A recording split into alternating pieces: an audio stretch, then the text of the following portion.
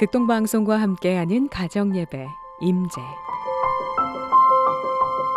코로나19로 예배에 갈급한 여러분과 함께하는 시간입니다. 영과 진리로 드리는 예배가 회복되는 시간 되시기 바랍니다. 안녕하세요. 안락교회 윤동일 목사입니다. 극동방송과 함께하는 하나님의 임재 시간입니다. 코로나19 사태로 인해서 가정예배 드릴 수밖에 없는 청취자들을 위해서 마련한 시간입니다. 오늘 시간은 세 가지 단계로 시작하게 됩니다. 첫 번째는 관찰하는 시간인데요. 오늘 본문의 말씀을 읽고 특별히 말씀에 와닿는 단어나 문장을 적어보시고 의미 또한 여러분이 한번 적어보시면 좋겠습니다. 두 번째 시간에는 단계는 제가 해석을 해드리고, 세 번째는 가족들과 함께 적용해보는 시간을 갖도록 하겠습니다. 먼저 기도하는 시간 갖겠습니다. 하나님 아버지 감사합니다. 오늘 하나님의 백성들이 모여서 예배자로 섭니다. 특별히 하나님, 예배자는 어느 곳에 있든 신령과 진정으로 주님께서 예배하라고 수가성 여인에게 예수님께서 말씀하셨습니다. 특별히 예배라는 것은 푸뉴마, 하나님의 성령이 있는 자만 예배할 수 있음을 믿습니다. 이 시간 하나님의 영이 있는 주의 백성들이 모여서 가정 속에 모여서 예배하오니 주께서 받아 주시옵소서. 또한 신령으로 주께서 예배하라고 말씀하셨습니다. 그것은 알레테이아, 실체 앞에 예배하라고, 실체이신 예수님 앞에 예배하라는 말씀인 줄로 저희들이 압니다. 예수님 앞에, 주님 앞에 엎드려 이 시간 예배하오니 저들의 예배를 기쁘게 받아 주시옵소서. 예수 그리스도의 이름으로 기도하옵나이다. 아멘. 오늘 하나님의 말씀은 창세기 1장 1절의 말씀입니다.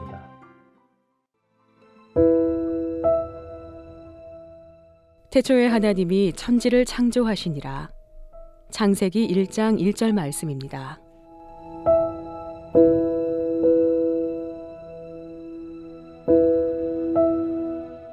오늘 첫 번째 단계입니다. 먼저 관찰하는 시간을 갖겠어요. 가족들끼리 모여서 예배하실 때 오늘 본문에 가장 와닿는 단어나 문장을 한번 여러분 기록해 보시고 의미가 무엇일까 한번 적어보는 시간을 갖도록 하겠습니다.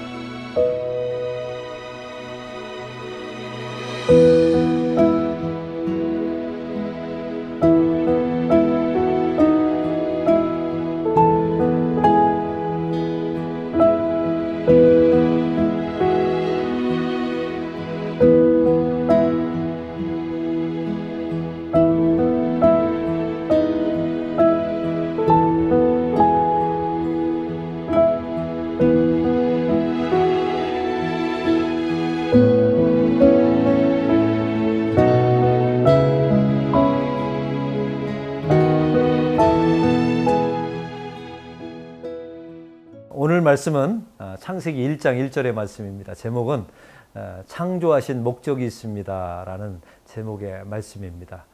창세기 1장 1절의 말씀을 보면 하나님이 태초에 하나님이 천지를 창조하시니라 라고 말씀하시죠. 아주 단정적으로 말씀하십니다. 어떤 설명이나 설득의 모습이 아니죠. 여기는 이유가 있습니다. 하나님께서 이 창세기를 지으실 때 대상이 있습니다. 이것은 바로 이스라엘 백성들이 출애굽하지 않습니까? 시내산 밑에 모입니다.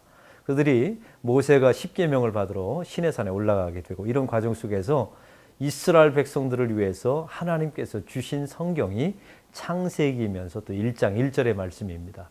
이들의 상황은 어떻습니까? 지금 출애굽했습니다. 엄청난 기적을 맛보았죠. 10가지 재앙도 보았어요. 홍해 사건도 보았고, 또 어린 양의 피가 문설주에 발라져서 자기들은 죽지 않고 출애굽한 사건들을 그들은 경험했습니다. 그리고 잔뜩 기대를 가지고 광야에 나왔는데 이게 웬일입니까? 이제 앞으로 40년 동안 광야, 사막 생활을 시작하게 되죠. 또 한 가지는 그들은 광야 속에서 물이 없었습니다. 매장지도 없었죠. 그리고 그들은 정처 없이 이제 유리하는 삶을 살아갈 수밖에 없습니다. 그때 그 백성들이 뭐라고 말합니까? 물도 없다. 또 결정적인 것은 하나님은 또 보이지도 않아요. 그들이 하나님 앞에 원망하게 되죠. 우리 애굽으로 돌아갈래 라고 말하지 않습니까? 왜냐하면 그들은 그 당시에 최고의 물질 문명인 이집트 문명을 경험했기 때문에 그래요. 이런 백성들에게 하나님께서 주신 말씀이 바로 창세기 1장 1절의 말씀입니다. 그런 고난, 이런 어려움을 어떻게 이겨낼 수 있는가 말씀이죠. 지금 코로나19 사태와 비슷하다고 생각합니다. 우리가 예수를 믿고 있어요. 그런데 우리는 세상 사람들과 동일한 고난을 함께 받습니다. 또 예수 믿기 때문에 당하는 또 고난 또한 우리에게 있지 않습니까? 이런 하나님의 백성들에게 오늘 창세기 1장 1절을 통해서 태초에 하나님이 천지를 창조하시니라 말씀하세요. 근데 참 놀라운 것은 이 창세기는 단정적으로 선포형의 말씀입니다. 이게 하나님을 믿는 사람들에게 쓰여진 복음서의 말씀이에요. 하나님을 믿지 않는 사람들에게 쓰여진 성경책이 아니란 말이죠. 그래서 굉장히 강권적으로, 명령적으로, 선포적으로 말씀하십니다. 참 이상한 것은 하나님께서 천지 창조하는 기능이나 역할 이런 것들을 말씀하기 위해서 창세기를 기록하는 것이 아니에요. 그러면 이 창세기와 1장 1절을 기록하신 목적이 무엇인 줄 아십니까? 창조하신 목적을 말씀하기 위해서 이 창세기의 말씀을 기록해 놓으신 거예요. 특별히 어떤 사람들은 창세기를 과학자의 눈으로 보는 사람이 있어요. 그래서 순서를 끼워 맞추고 시간을 또 보고요. 그러니까 아무리 봐도 이게 안 맞는 겁니다. 왜냐하면 이게 이런 기록의 목적이 아니거든요. 과학책으로 지으신 게 아니에요. 만약 하나님께서 창세기를 과학책으로 지으셨다면 아마 수학 공식을 에너지 법칙이나 연력학 법칙 같은 것을 성경책에 기록해 놔야 되겠죠. 이게 목적이 아니었던 겁니다. 성경은 창세기는 또한 역사책이 아니에요. 어떤 교훈을 남기기 위해서 지은 책이 아닙니다. 또 인물 전기책도 아니에요. 오늘 성경책은 하나님의 계시입니다. 하나님께 구원받은 백성들만 이 말씀을 이해할 수 있는 거예요. 또한 받아들일 수 있는 거죠. 그럼 오늘 말씀에 이 천지 창조하신 목적이 무엇일까요? 이사야 43장 21절은 이렇게 말씀합니다. 내가 나를 위하여 이 백성을 지었고 나를 찬송하기 위하여 지어노라 라고 말씀하시지 않습니까? 또 고린도전서 10장에 보면 너희는 먹든지 마시든지 무슨 일을 하든지 하나님의 영광을 위해서 하라 라고 말씀하세요. 다시 표현해 볼까요? 천지를 창조하신 목적은 하나님의 영광을 위해서 지으신 겁니다. 그러면 도대체 하나님의 영광이 무엇일까요? 하나님의 영광은 우리가 무엇인가를 열심히 해서 하나님께 득이 돌아가고 그런 게 아니에요. 우린 착각하고 있는 겁니다. 하나님의 영광이라는 말은 하나님이 이 일을 통해서 어떤 분이신가가 드러나는 것이 하나님의 영광이에요. 또한 하나님이 천지 창조를 통해서 우리를 통해서 어떻게 일하실 것인가를 보여주는 게 하나님의 영광입니다. 그래서 그러면 오늘 천지 창조를 통해서 하나님은 어떤 분이십니까? 만물의 주인이시죠. 통치자이십니다. 사실은 이걸 우리가 잊지 말아야 돼요. 코로나도 사실은 하나님께서 지으신 거예요. 그런데 박쥐 안에 살도록 만들었는데 인간이 그 박쥐의 영역을 침범하고 식용으로 삼고 또 박쥐 똥에서 분리된 개미 눈알을 가지고 요리를 만들어 먹고 생태계 질서를 인간이 파괴하게 될 때 이런 일이 벌어지게 된 거예요. 하나님은 누구십니까? 만물의 통치자이시고 주관자이세요. 이걸 믿으면 두려움이 사라지게 되는 거죠. 또한 하나님은 어떤 일을 하실까요? 천지 창조를 통해서 창조하셨죠? 근데 사람이 타락시켰어요. 사람은 스스로 복구할 능력이 없습니다. 죄된 존재이기 때문에 생태계요 점점 더 망가질 가능성이 많아요. 왜냐하면 탐욕이 있기 때문에. 근데 예수 그리스도를 주께서 보내주셔서 구속해 주시고요. 또한 결국 사람들이 망가뜨려놓은 이 세상을 예수님의 재림을 통해서 주님께서 완벽하게 회복시켜 놓으실 거예요. 그게 예수님의 종말 아닙니까? 이게 바로 하나님이 어떤 일을 하시는가를 보여주는 거예요. 그런데 우리 성경의 이 말씀에 보면 태초에라는 말씀을 깊이 보셔야 합니다. 이게 베레시트라고 하는 단어인데 히브리어입니다. 베레시트. 이게 두 가지 단어의 합성어입니다. 베라는 말은 무엇과 함께, 무엇을 위하여. 또 집이라고 하는 명사도 있지만 무엇과 함께, 무엇을 위하여, 무엇을 통하여라는 전치사입니다. 레시트라고 하는 히브리어는요, 첫 열매라는 뜻이에요. 성경의 레위기에 보면 하나님께서 첫 열매를 하나님께 드리라라고 말씀하시죠. 신약 성경에 보면 그리스도께서 부활하신 자의 첫 열매가 되셨다라고 말씀하세요. 그러니까 첫 열매하면 예수 그리스도를 상징하는 단어입니다. 그럼 베레시트를 합쳐볼까요? 예수님을 위하여, 예수님을 통하여, 예수님과 함께라는 뜻이에요. 그러면 1장 1절을 한번 붙여보겠습니다. 예수님을 위하여 하나님이 천지를 창조하시니라. 예수님 때문에 하나님께서 천지를 창조하시니라.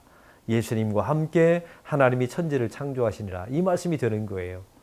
이 말씀을 믿는 사람은 모든 일을 할 때마다 예수님을 생각하면서 예수님을 위하여 하죠. 왜? 그게 창조 목적이니까요.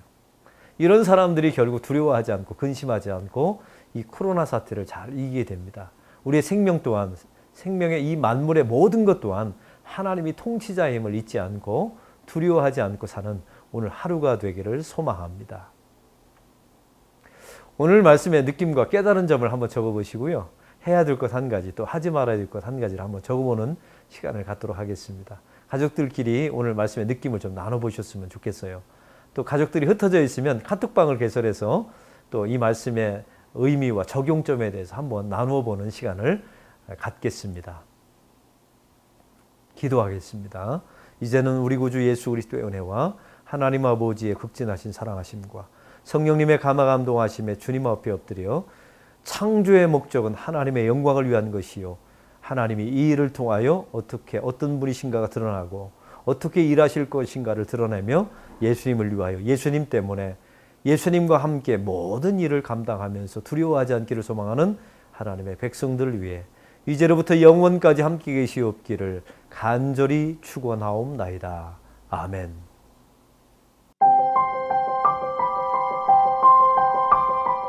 여호와를 경외하며 그의 길을 걷는 자마다 복이 있도다. 시편 128편 1절 말씀입니다. 극동방송과 함께하는 가정예배 임재였습니다.